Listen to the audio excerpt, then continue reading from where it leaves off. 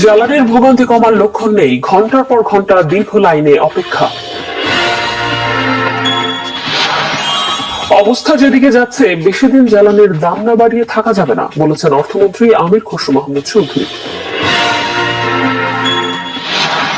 হাম মোকাবেলায় 18 জেলার 30 উপজেলায় বিশেষ টিকাদান কর্মসূচি শুরু, ভালো ফলাফলের আশা স্বাস্থ্যমন্ত্রী ও প্রতিমন্ত্রীর। ইস্টার সানডে উপলক্ষে প্রধানমন্ত্রী তারেক রহমানের সাথে প্রোটেস্ট্যান্ট চার্চ প্রতিনিধিদের শুভেচ্ছা বিনিময়। ধর্মের দোহাই দিয়ে বিশৃঙ্খলার চেষ্টা করলে প্রতিহতের হুঁশিয়ারি স্থানীয় সরকার, পল্লী উন্নয়ন ও সমবায় মন্ত্রী মির্জা ফখরুল ইসলাম আলমগীরের। পররাষ্ট্রমন্ত্রী ডক্টর খলিলুর রহমান জানিয়েছেন, যুক্তরাষ্ট্রের সাথে বাংলাদেশের কোনো গোপন চুক্তি হয়নি।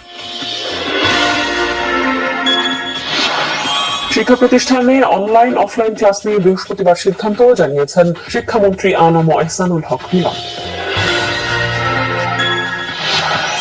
আর আনন্দ বা মঙ্গল শোভাযাত্রা নয়, এবার থেকে বৈশাখী শোভাযাত্রা, জানিয়েছেন সংস্কৃতি মন্ত্রী নিতাই রায়চৌধুরী।